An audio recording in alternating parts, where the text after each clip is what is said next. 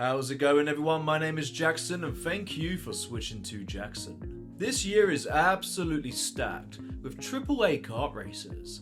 We've had Mario Kart World release already on the Switch 2, we've got Sonic Racing Cross Worlds coming out in September, and now we've got Kirby Air Riders making its way in November, if you class that as a kart racer of course. And check out that Nintendo Direct by the way. The game looks insane, and Sakurai continues to prove why he is one of the best in the biz. So what better time than now to take you on a trip down memory lane, back to the late 90s, and talk about a kart racer that, in my opinion, is still the king of all kart racers, and paved the way for the modern day kart racing titles we all enjoy today. And no, it's not Mario Kart 64. I'm talking about Diddy Kong Racing, baby, on the Nintendo 64 of course. Now don't get me wrong, I love all the Mario Kart entries from Nintendo 64 onwards. They are fantastic games. I even like the Crash Team Racing franchise and the Sonic Racing franchise. And I've even tried Nickelodeon Kart Racers. But when the chips are down, I genuinely believe Diddy Kong Racing is the best kart racer of all time. And I'll happily fight any of you that disagree. Only joking of course. But before we do, make sure to like this video, subscribe to the channel if you haven't already, and let me know your favourite kart racer of all time in the comments below.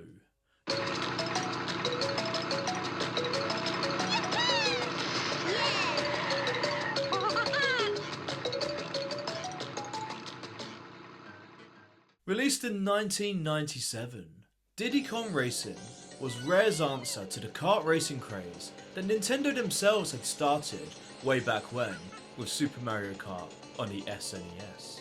But here's the thing, Rare didn't just make a copy of Mario Kart, they built something bigger, bolder, and in a lot of ways more ambitious. Even to this day, with the most recent release Mario Kart World, Nintendo devs can't quite find that secret sauce to elevate the series to new heights, like Rare achieved with Diddy Kong Racing almost 30 years ago. And the biggest reason why I think Diddy Kong Racing stands out is the adventure mode. Instead of having just a cup system like traditional kart racers, Rare gave us a full-on single-player campaign. It had an overworld hub, like most great games of the 90s, bosses to challenge, trophies to collect, and secret areas to unlock. It felt like a proper single-player adventure, in a kart racer, which was unheard of back then. And boy oh boy was it great. It absolutely flipped the script on what a kart racer can be, into something you could legitimately play solo for hours on end without getting bored. A feat not even Mario Kart 64 could achieve back in the day. Progression felt meaningful in the game, and there was a real sense of achievement when you beat the bosses and moved forward in the world. I remember driving, flying, and hovering my way across the overworld hub for hours on end as a child, looking for secrets and collectibles, and it's a shame I can't say the same about Mario Kart World's open world. You may be thinking, of course Jackson, you were a kid, and everything appears better when you're a child. And sure, that can be true. Nostalgia is a real thing of course. But let's be honest, the much touted open world in Mario Kart is the worst aspect of the most recent game, and although it looked gorgeous, there's barely anything to do, which is criminal when you compare it to the treasure trove of things to do in Diddy Kong Racing, a nearly 30-year-old game, as I mentioned earlier. And the fun didn't stop with adventure mode. Diddy Kong Racing also had some excellent multiplayer modes to jump into outside of adventure mode.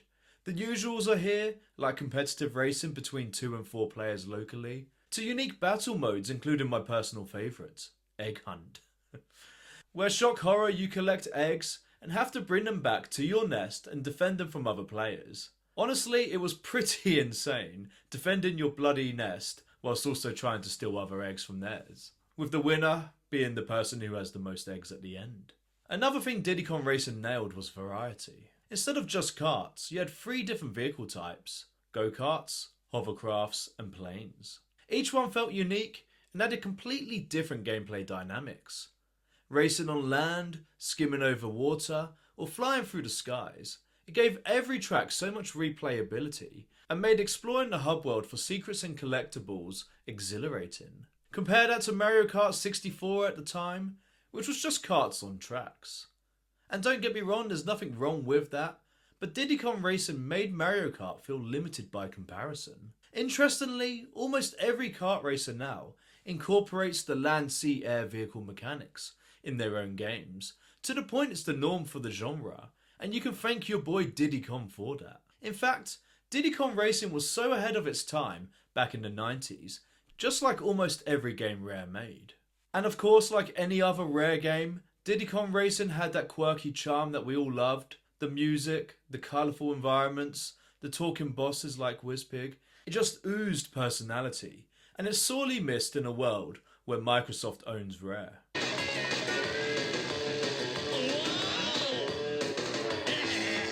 And then of course, we have the roster. Not only did we get Diddy Kong himself, but Diddy Kong Racing introduced brand new characters that went on to become Rare icons, like Banjo before Banjo-Kazooie, and Conker before Conker's Bad Fur Day. That foul-mouthed squirrel and lovable oaf of a bear started as side pieces in a kart racer. Can you believe it? It's truly wild to think Diddy Kong Racing doubled as a launchpad for two of the most iconic characters of the 3D era. Diddy Kong Racing wasn't just fun, it was also tough. Beating bosses, unlocking TT the clock, finding hidden keys for battle stages, it all gave the game incredible replay value and felt oh so satisfying when you did win. And let's be honest, Wizpig was one of the hardest kart racing bosses ever, and probably the hardest boss of the 64-bit era. That final race still gives me PTSD, but how damn satisfying was it when you finally beat that wannabe Ganon? And if everything mentioned so far wasn't enough, you can unlock essentially its version of New Game Plus, Adventure Mode 2, where the races are mirrored and the game is even harder. This mode really isn't for the faint-hearted, but it further highlights the value for money and replayability this game offers. And the cherry on top, this game has cheats, and if you type joint venture in all capitals into the cheat code menu, you can play the adventure mode in 2-player local co-op. How cool is that? Now there's one area of the game that we haven't touched on yet, and that of course is the weapons. Every great kart racer game has great weapons, and Diddy Kong Racing is no exception. But what sets it apart from other kart racing games was its unique system of upgrading different weapons by collecting the same coloured balloons on the tracks. Do you play the long game and save your rainbow balloon to upgrade the magnet later in the race by focusing exclusively on collecting said rainbow balloons? Or do you immediately use it to get ahead? Do you swap balloon weapon types for a shield? Or maybe missiles instead? So many decisions for so many scenarios, which again leads to that replayability. I would happily argue that all the weapons feel satisfying to use in Diddy Kong Racing, unlike in some kart racers, where some of the weapons and items in their library are downright useless. So why do I call Diddy Kong Racing the greatest kart racer of all time? Well, it pushed the genre forward with adventure mode, it gave us variety with multiple vehicles and game modes, it had a killer roster, and Rare's signature charm stapled throughout. And honestly, no kart racer since has fully captured that magic. Sure, nostalgia always helps somewhat, but there's no denying that this is the complete package in the kart racer genre, and set the standard for the genre moving forward, decades later. Of course, Mario Kart 8 Deluxe is polished to perfection, and probably the best kart racer in the modern era.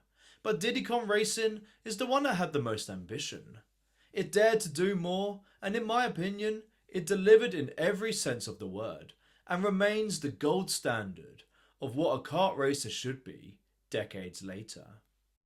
Thanks for watching this video. Do you agree that Diddy Kong Racing is the best kart racer of all time? Or does another game take the crown for you? Maybe Double Dash or Crash Team Racing? Let me know in the comments below. And if you enjoyed this retrospective, then don't forget to give this video a like and subscribe for more Nintendo deep dives coming up. And as always, thank you for switching to Jackson. I'll see you next time.